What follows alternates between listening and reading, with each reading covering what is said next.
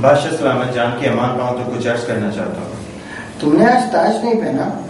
کیا سارے قوانین توڑ دیے ہیں اپنے دربار کے؟ بادشاہ سلامت کب تک تمہاری جان بخشی جائے؟ ایسا نہ ہو کہ سب سے پہلے تمہیں ہی لٹکا دیا جائے. آج چھوڑا جا رہا ہے، کل سے اپنی پوری ایکچوئل حالت میں آئیے گا. ٹھیک جی فرمائیے، کیا کہہ رہے تھے آپ؟ بادشاہ سلامت ایک سوال ہی ہے، وہ کچھ عرض کرنا چاہتا ہے اپنے خواب کے بارے میں آپ سے. کیا عرض کرنا چاہتا ہے؟ آپ نے اسے دریافت نہیں کیا؟ وہ کچھ عرصے سے ایک ہی خواب بار بار دیکھے جا رہا ہے جس کی وجہ سے وہ بہت پریشان ہے. کیا خواب دیکھا آپ بتائیں. بادشاہ سلامت یہ تو وہی آپ کو اچھے سے بتا سکے گا. تو جاؤ اسے لے کر آؤ، حاضر کرو فوراً. سوالی حاضر ہو. آداب بادشاہ سلامت. جی تشریف رکھیے. آداب آداب. بادشاہ سلامت، ایک بندہ ناچیز نے ایک خواب دیکھا ہے اور بہت بھیانک خواب ہے. اگر آپ کی اجازت ہو تو میں عرض کروں. جی فرمائیے. خواب کچھ ایسا ہے بادشاہ سلامت، آپ نے تخت چھوڑ دیا، تاج چھوڑ دیا اور ایسے ایسے لوگوں کو بادشاہ دی جو نابینے ہیں، گانے گا رہے ہیں تخت کے اوپر بیٹھ کر، بہرے ہیں، کچھ بھی نہیں سن رہے اور فیصلے دیے جا رہے ہیں. اور ایک اور بات ہے بادشاہ سلامت، آپ سب کے وزیر بنے ہوئے ہیں. میں نے خواب میں دیکھا اپنے آپ کو بادشاہ بنا ہوا اور آپ میرے بادشاہ بنا ہوا دیکھا؟ آپ نے اپنے آپ کو بادشاہ بنے ہوا دیکھا؟ ہاں بادشاہ سلامت، آپ میرے وزیر ہو. سب سے بڑی بات یہ ہے اس خواب کے اندر کہ بیت الخلا کے آگے بیٹھے ہوئے ہیں اور میں اس کرسی کے اوپر بیٹھا ہوں اور برابر میں آپ کھڑے ہو کے 5-5 روپے لوگوں سے لے رہے ہو جو بھی بیت الخلا سے باہر نکلتا ہے. تو اس سے بڑھیا خواب دیکھ لیتے. کیا کرتا بادشاہ سلامت، مجھے 4-5 دن سے مسلسل یہی ایک خواب آ رہا ہے اور آپ کو تو پتا ہے کہ میرا گھر بار تو کوئی ہے نہیں، کچرے کے ڈھیروں پہ سوتا ہوں، فٹ پاتھوں پہ سوتا ہوں. میں کیا کروں بادشاہ سلامت؟ کیا وزیر، یہ کیا حالات ہماری سلطنت کے چل رہے ہیں؟ لوگ کچروں پر سو رہے ہیں اور وہ خواب دیکھتے ہیں کہ کتنا غلط آپ نے خواب دیکھا، کس طرح کا؟ میں آپ کو چماٹ ماروں گی. بے ادب، بے ادب. خاموش خاموش، زیادہ جذباتی نہ ہو، اپنے کام میں لگے رہیں. جی تو یہ حالات کس طرف کی طرف جا رہے ہیں؟ مجھے کچھ سمجھ نہیں آ رہی. کیا ہونے کو جا رہا ہے؟ کوئی کچرے پہ سو کر آپ کے بادشاہ کو بیت الخلا کے باہر دیکھ رہا ہے. خیریت تو ہے؟ بادشاہ سلامت یہ سب اس کے خواب کی باتیں ہیں اور ہمارا خواب پہ کسی کا کوئی اختیار نہیں ہے. بادشاہ سلامت. اچھا خاموش، یہ بتاؤ تم اس کی تعبیر کیا بتاؤ گے؟ خواب تو تم نے بتا دیا، تعبیر بتائی جائے. بادشاہ سلامت، اگر تعبیر مجھے آتی تو میں آپ کے پاس آتا. یہ لاجواب کرنے آیا میرا خیال. اس کو وزیر صاحب اس کو لٹائیں اور اس سے کوڑے لگوائیں. چلے جی، آپ اپنے ہاتھ کی صفائی کریں، یہاں کوڑے چھوڑیں، مر جائے گا. ویسے اس کی حالت بتا رہی، لگائے دو. آرام سے آ جائیں، آرام سے آ جائیں. آپ کھڑے ہو جائیں، آپ کھڑے ہو جائیں. لگائے، اس کی سزا یہی ہے. کیسے کیسے خواب دیکھتا ہے؟ یہ لیٹر ہے، یہی لیٹر ہے. یہ بتا کہ تو اپنے حق میں چیخ مت، چیخ مت، چیخ مت، چیخ مت. خاموش. بادشاہ سلامت، آپ کے موزوں میں سے بدبو آ رہی ہے. اتنی نہیں آ رہی، تو اس کو برداشت کر سکتا ہے. جو کچرا کنڈی کو برداشت کر سکتا ہے وہ ان موزوں کی بدبو کو بھی برداشت کر سکتا ہے. خاموشی سے لیٹر ہے، آواز نہیں آنی چاہیے. تیری کان بھی بند کر دیے میں نے تیرے.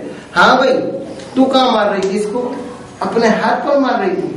یہاں لگا اور زور سے لگا. سات.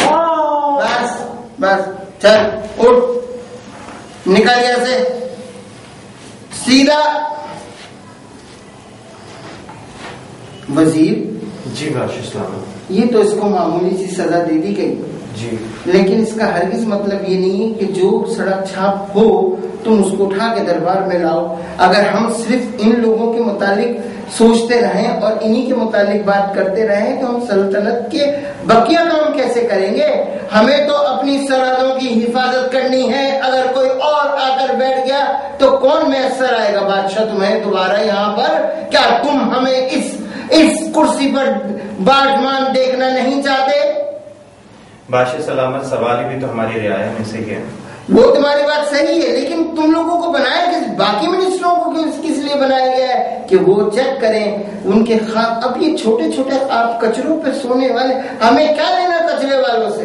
कचरे साफ कर दें, और अगर कचरों पे कोई मौजूद हो तो उसे भी साफ कर दें। हमें नहीं चाहिए, ना कचरा चाहिए, ना कचरे पे रहने वाला चाहिए। जो हुक्म सरकार का। जाइए देखिए, और ताज पहन के आइएगा कल। जाइए, चलो उठो यहां से।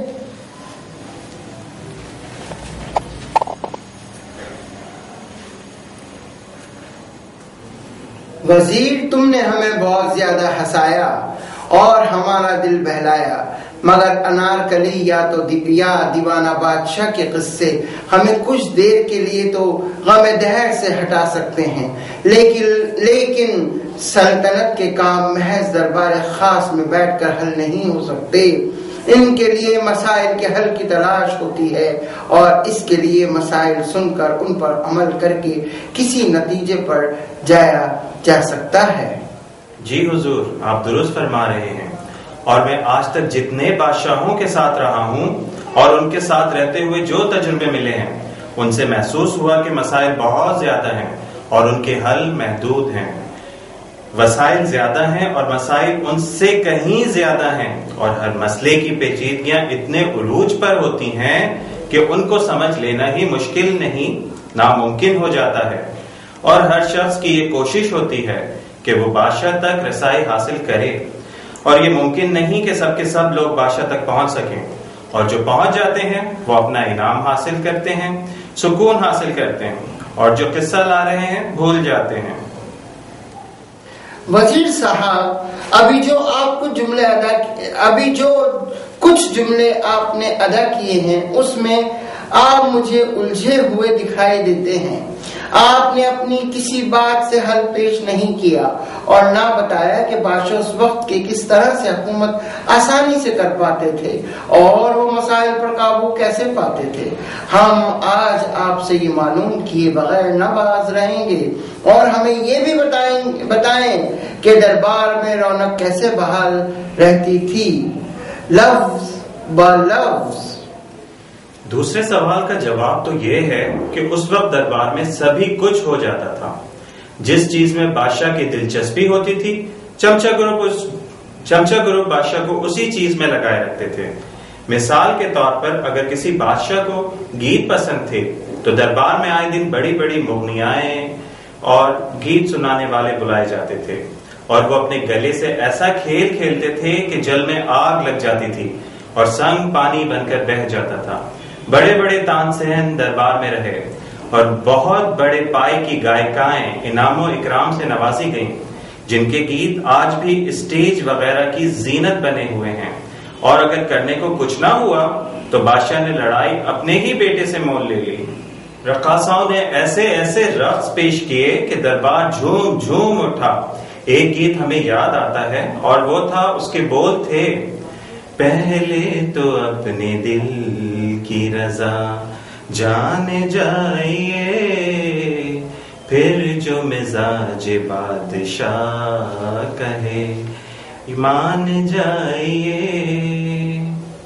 दूसरा गीत भी कुछ याद आ रहा है बादशाह सलामत, जो उस वक्त की मुगनियाएं गुनगुनाती थी और पूरा